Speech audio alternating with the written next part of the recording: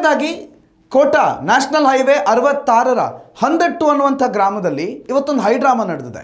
ಒಬ್ಬ ಯುವಕ NH66ನ ಮಧ್ಯಭಾಗದವರೆಗೆ ಒಂದು ಟೇಬಲ್ ಅಂತಂದು ಹಾಕೊಂಡು ಒಂದು ಟಿವಿ ಇಟ್ಟು ಒಂದು ಮ್ಯೂಸಿಕ್ ಸಿಸ್ಟಮ್ ಇಟ್ಟು ಅಲ್ಲಿ ಕೆಲ ಕ್ಷಣಗಳ ಕಾಲ ವಾಹನ ಸಂಚಾರಕ್ಕೆ ಅಡ್ಡಿ ಮಾಡಿದ್ದಾನೆ. ಆತನನ್ನು ಕೋಟಾ ಪೊಲೀಸ್ ಠಾಣೆಯ ಪೊಲೀಸರು ಬಂಧಿಸಿದ್ದಾರೆ. ಸಾರ್ವಜನಿಕ ಸಂಪರ್ಕಕ್ಕೆ ಅಡ್ಡಿಪಡಿಸಿರುವಂಥದ್ದು ಮತ್ತು ಸಾರ್ವಜನಿಕ ಸ್ವಾಸ್ಥ್ಯವನ್ನು ಹಾನಿಗೆಡಿರುವಂತಹ ಒಂದಿಷ್ಟು ಪ್ರಕರಣಗಳನ್ನು ಆತನ ಮೇಲೆ ದಾಖಲು ಮಾಡಿದ್ದಾರೆ. ಮೊದಲಿಗೆ ಆತ ಮಾನಸಿಕ ಅಸ್ವಸ್ಥ, ಆತನಿಗೆ ತಲೆ ಸರಿ ಇಲ್ಲ ಅನ್ನೋ ರೀತಿಯಲ್ಲಿ ಅಂದಾಜಿಸಲಾಗಿತ್ತು. ಆ ಹಿನ್ನೆಲೆಯಲ್ಲಿ ಆತನನ್ನು ಆಸ್ಪತ್ರೆಗೂ ಕರ್ಕೊಂಡು ಹೋಗಲಾಗಿತ್ತು. ಆದರೆ ಮಾನಸಿಕ ಅಸ್ವಸ್ಥತೆಗೆ ಯಾವುದೇ ಮೆಡಿಸಿನನ್ನು ಇವರಿಗೆ ಮಾಡಿರುವ ದಾಖಲೆಗಳು ಸಿಗದೇ ಇರೋ ಹಿನ್ನೆಲೆಯಲ್ಲಿ ಆತನ ಮೇಲೆ ಕೇಸ್ ದಾಖಲಾಗಿದೆ. ಒಂದು ವೇಳೆ ಮಾನಸಿಕ ಅಸ್ವಸ್ಥ ಅಂತಂದರೆ ಅದನ್ನು ಕಾನೂನು ಬೇರೆ ರೀತಿಯಲ್ಲೇ ಪರಿಗಣಿಸುತ್ತೆ. ಆದರೆ ನಿಜವಾಗ್ಲೂ ಈ ವ್ಯಕ್ತಿ ಯಾರು, ಈ ರೀತಿಯ ಹುಚ್ಚಾಟವನ್ನು ಆತ ಮಾಡಿದ್ಯಾಕೆ ಅನ್ನೋದನ್ನು ನಾವು ಕೆದಕ್ತಾ ಹೋದಾಗ ಈ ವ್ಯಕ್ತಿಯ ಹೆಸರು ರಂಜಿತ್ ಸೋಮಯಾಜಿ ಅಂತ. IT ಪ್ರೊಫೆಷನಲ್, ಅಂದರೆ ಸರಿಯಾಗಿದ್ದಿದ್ರೆ ಯಾವುದೋ IT ಕಂಪನಿಯಲ್ಲಿ ಇಷ್ಟೊತ್ತಿಗೆ ಯಾವುದೋ ಉದ್ಯಮ ಮಾಡಿಕೊಂಡು ಮೋಸ್ಟ್ಲಿ ಒಂದು 50,000ಕ್ಕೂ ಅಧಿಕ ಸಂಬಳವನ್ನು ಪಡೆಯಬಲ್ಲಂತಹ ಎಜುಕೇಷನ್ ಇರುವಂಥ ವ್ಯಕ್ತಿ. ಈತ ಎಜುಕೇಷನ್ ವಿಚಾರದಲ್ಲಿ ಅಥವಾ ಓದಿರೋ ವಿಚಾರದಲ್ಲಿ, ಕೆಲಸ ಗಿಟ್ಟಿಸಿಕೊಳ್ಳೋ ವಿಚಾರದಲ್ಲಿ ಬಹುಶಃ ಸ್ವಲ್ಪ ಅತಿಯಾಗಿ ಗಮನ ವಹಿಸಿದ್ದೇ ಆತನ ಇವತ್ತಿನ ಪರಿಸ್ಥಿತಿ ಕಾರಣ. ಆತ ಮಾನಸಿಕ ಅಸ್ವಸ್ಥ ಅಂಥೇಳಿ ಮೊದಲಿಗೆ ಬಹುತೇಕ ಜನ ತಿಳ್ಕೊಂಡಿರ್ಬೋದು. ಆದರೆ ಇತ್ತೀಚೆಗೆ ಅಂದರೆ ಕಳೆದ 6 ತಿಂಗಳಲ್ಲಿ ರಸ್ತೆಗೆ ಹೊಂದಿಕೊಂಡಿರುವಂಥ ಒಂದಿಷ್ಟು ಮನೆಗಳನ್ನು, ಒಂದಿಷ್ಟು ಜಾಗಗಳನ್ನು ಖಾಲಿ ಮಾಡಿಸಲಾಗ್ತಾ ಇದೆ ನ್ಯಾಷನಲ್ ಹೈವೇಯ ಅಗಲೀಕರಣಕ್ಕೆ ಸಂಬಂಧಪಟ್ಟಂತೆ. ಈ ಅಗಲೀಕರಣದ ಪ್ರಕ್ರಿಯೆಯಲ್ಲಿ ಭಾಳಷ್ಟು ಜನ ಮನೆ ಕಳ್ಕೊಂಡಿದ್ದಾರೆ, ಒಂದಿಷ್ಟು ಜನ ತೋಟ ಕಳ್ಕೊಂಡಿದ್ದಾರೆ, ಕೆಲವರು ತಮ್ಮ ಜಮೀನುಗಳನ್ನು ಕಳ್ಕೊಂಡಿದ್ದಾರೆ. ಆ ಹಿನ್ನೆಲೆಯಲ್ಲಿ ನ್ಯಾಷನಲ್ ಹೈವೇಯ ಪಕ್ಕದಲ್ಲಿ ಆಗ್ತಾ ಇರುವ ಸರ್ವಿಸ್ ರೋಡ್ ಕಾಮಗಾರಿ ಈಗ ಇತ್ತೀಚೆಗೆ ವೇಗವನ್ನು ಪಡ್ಕೊಂಡಿರುವಂಥ ಸಂದರ್ಭದಲ್ಲಿ ಈ ಯುವಕನ ಮನೆಯು ಕೂಡ ನ್ಯಾಷನಲ್ ಹೈವೇಯ ಸರ್ವಿಸ್ ರೋಡ್ಗೆ ಸರ್ಕಾರ ಈಗಾಗಲೇ ಅದನ್ನು ಕಬಳಿಕೆ ಮಾಡಿಕೊಂಡಿದೆ. ಅಂದರೆ ಸರ್ಕಾರ ಅಲ್ಲಿ ನ್ಯಾಷನಲ್ ಹೈವೇಯನ್ನು ನಿರ್ಮಿಸೋದಕ್ಕೆ ಉದ್ದೇಶಿಸಿದೆ.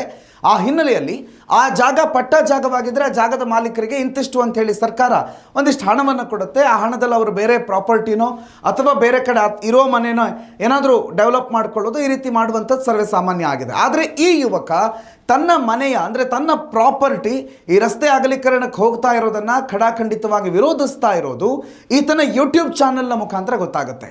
ಕಳೆದ 6 ತಿಂಗಳಿನಿಂದ, ಅಂದರೆ ಪೈಪ್ಲೈನ್ ಕಾಮಗಾರಿಗಳು ಆರಂಭ ಆದಂಥ ದಿನದಿಂದಲೇ ಈತ ಈ ಕಾಮಗಾರಿಗೆ ಪ್ರತಿರೋಧ ಒಡ್ಡಿದ್ದ ಅನ್ನೋದನ್ನು ಈತನೇ ದಾಖಲು ಮಾಡಿದ್ದಾನೆ.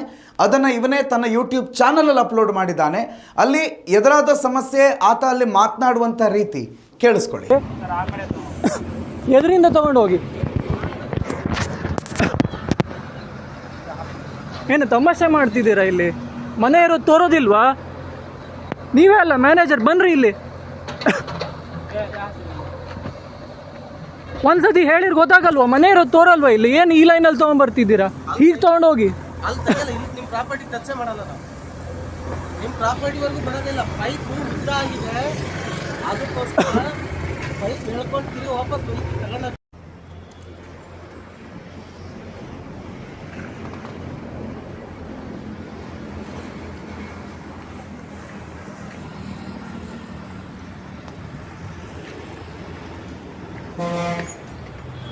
ಗಮನಿಸಿದ್ರಲ್ಲ, ಇದು ನಮ್ಮ ಪ್ರಾಪರ್ಟಿ, ನಮ್ಮ ಮನೆ ಮುಂದೆ ಯಾಕೆ ತರ್ತಿದ್ದೀರಿ, ಖಾಲಿ ಜಾಗ ಇದೆ ಅಲ್ಲಿ ತಗೊಂಡು ಹೋಗಿ ಅಂಥೇಳಿ ಆ ವಿಡಿಯೋದಲ್ಲಿ ಆ ಯುವಕ ರಂಜಿತ್ ಸೋಮಯಾಜಿ ಅನ್ನುವಂಥ ಹುಡುಗ ಅಲ್ಲಿ ಬಂದಂಥ ಕೆಲಸಗಾರರನ್ನು ಪ್ರಶ್ನೆ ಮಾಡಿದ್ದಾನೆ. ಅಂದರೆ ಬಹಳ ಸ್ಪಷ್ಟ, ಅವನಿಗೆ ಅಲ್ಲಿ ನಡೀತಾ ಇರುವಂಥ ಹೆದ್ದಾರಿ ಅಗಲೀಕರಣ ಕಾಮಗಾರಿ ಸ್ವಲ್ಪನೂ ಇಷ್ಟ ಇಲ್ಲ.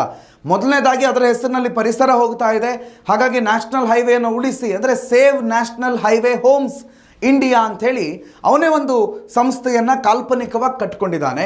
ರಾಷ್ಟ್ರೀಯ ಹೆದ್ದಾರಿಯ ಅಕ್ಕಪಕ್ಕದಲ್ಲಿ ಮನೆಗಳನ್ನು ಕಳೆದುಕೊಳ್ತಾ ಇರುವಂಥ ಸಂತ್ರಸ್ತರು ಕೆಲವರು ಖುಷಿಯಿಂದ ಬಿಟ್ಕೊಟ್ಟಿರಬಹುದು, ಇನ್ನು ಕೆಲವರು ತಮ್ಮ ಜಾಗವನ್ನು ಬಿಟ್ಕೊಡ್ಬೇಕಲ್ಲ ಅನ್ನುವಂಥ ಮರುಗಿನಲ್ಲೇ ಮರುಗ್ತಾ ಇರಬಹುದು. ಆ ಸಾಲಿನಲ್ಲಿರುವಂಥ ಜನರನ್ನು ತನ್ನ ಗುಂಪಿನಲ್ಲಿ ಸೇರಿಸ್ಕೊಂಡು ಅಥವಾ ಒಂದು ಕಾಲ್ಪನಿಕವಾಗಿ ಒಂದು ಸಂಸ್ಥೆಯನ್ನು ಹುಟ್ಟು ಹಾಕ್ಕೊಂಡು ರಸ್ತೆ ಪಕ್ಕದ ಮನೆಗಳನ್ನು ಉಳಿಸ್ತೀನಿ ಅನ್ನುವಂಥ ಒಂದು ಹುಚ್ಚ ಅಭಿಯಾನಕ್ಕೆ ಈ ಯುವಕ ತನ್ನನ್ನು ತಾನು ತೊಡಗಿಸಿಕೊಂಡಿದ್ದ.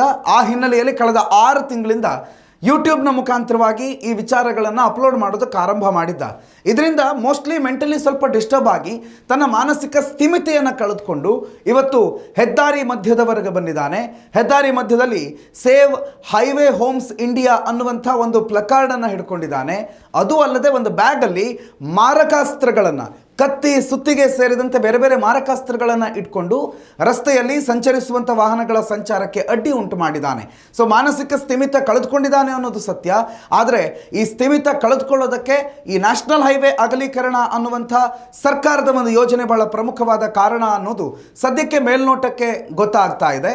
ಆದರೆ ನಿಜವಾಗ್ಲೂ ಇಲ್ಲಿ ನಡೆದದ್ದೇನು, ಈತ ಮಾಡಿರುವ ಕೃತ್ಯಕ್ಕೆ ಇಂಥದ್ದೇ ಕಾರಣ ಅಂತೇನಾದರೂ ಇದೆಯಾ, ಅಥವಾ ಅಟೆನ್ಷನ್ ಸೀಕಿಂಗ್ನ ಕಸರತ್ತಾ ಇದು? ತನ್ನ ಯೂಟ್ಯೂಬು ಅಥವಾ ಇತ್ತೀಚೆಗೆ ಯುವ ಸಮಾಜ ಕಂಡುಕೊಂಡಿರುವ ವೈರಲ್ ಆಗಬೇಕು ಅನ್ನುವ ಹುಚ್ಚು ಈತನದ್ದ? ಈ ಎಲ್ಲ ಪ್ರಶ್ನೆಗಳಿಗೆ ಬಹುಶಃ ಕೋಟಾ ಪೊಲೀಸ್ ಠಾಣೆಯ ಅಧಿಕಾರಿಗಳು ಅತಿ ಶೀಘ್ರದಲ್ಲಿ ಉತ್ತರ ಕೊಡ್ತಾರೆ ಅನ್ನುವಂಥ ಭರವಸೆ, ಆ ಉತ್ತರದಲ್ಲಿ ಕಾಯುವಿಕೆಯಲ್ಲಿ ನಾವಿದ್ದೇವೆ. ಆದರೆ ಸದ್ಯದ ಮಾಹಿತಿಗಳ ಪ್ರಕಾರ, ಸದ್ಯದ ರಿಸರ್ಚ್ಗಳ ಪ್ರಕಾರ ರಂಜಿತ್ ಸೋಮಯಾಜಿ ಅನ್ನುವಂಥ ಈ ಹುಡುಗ ಮನೆ ಕಳೆದುಕೊಳ್ತೀನಿ ಅನ್ನುವಂಥ ನೋವಿನಿಂದ ಮಾನಸಿಕ ಸ್ಥಿಮಿತವನ್ನು ಕಳ್ಕೊಂಡು ಇವತ್ತು ಕೋಟಾ ಹೆದ್ದಾರಿಯಲ್ಲಿ ಈ ಹೈ ಡ್ರಾಮಾವನ್ನು ಸೃಷ್ಟಿ ಮಾಡಿದ್ದಾನೆ ಅನ್ನೋದು ಸ್ಪಷ್ಟ. ಉತ್ತಮ ಸಂಸ್ಕಾರಯುತ ಶಿಕ್ಷಣದೊಂದಿಗೆ VSS English medium CBSE school Udupi Muddur. ನರ್ಸರಿಯಿಂದ 10ನೇ ತರಗತಿವರೆಗೆ ಶಿಕ್ಷಣದ ಜೊತೆಗೆ 5ರಿಂದ 10ನೇ ತರಗತಿವರೆಗಿನ ವಿದ್ಯಾರ್ಥಿನಿಯರಿಗೆ ಉತ್ತಮ ಹಾಸ್ಟೆಲ್ ಸೌಲಭ್ಯವೂ ಇದೆ. ನಿಮ್ಮ ಮಕ್ಕಳ ಪ್ರವೇಶಾತಿಗಾಗಿ ಈ ಸಂಖ್ಯೆಗೆ ಕರೆ ಮಾಡಿ.